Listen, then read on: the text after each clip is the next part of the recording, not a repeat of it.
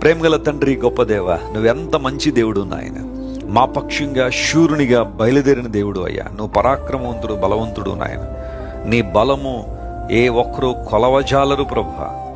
అలాంటి గొప్ప బలంతో మమ్మల్ని నింపాలని ఆశిస్తున్న దేవుడు. కొన్నిసార్లు మా జీవితంలోనికి శత్రువులు, శత్రు బలం ప్రభువా దుమ్మిగా పడి మమ్మల్ని నాశనం చేయాలని, అణిచివేయాలని, మాలో ఉన్న ఆధ్యాత్మిక సంపదలు దోచుకెళ్లాలని ప్రయత్నం చేస్తున్న సమయంలో మా పక్షంగా నువ్వు నిలబడి, నువ్వు పోరాడి మాకు జయం ఇచ్చిన దేవుడు, జయం ఇవ్వాలని ఆశిస్తున్న దేవుడు కనుక నీకు వందనాలు.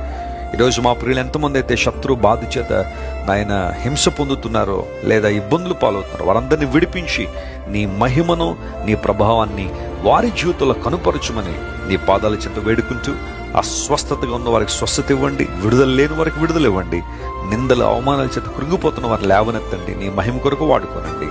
ఘనత, మహిమ, స్తోత్రము నీకు మాత్రమే కలుగునుగా కానీ ప్రకటిస్తూ యేసు క్రీస్తు వారి దివ్య నామంలో అడిగి వేడుకొనిచున్నాము తండ్రి.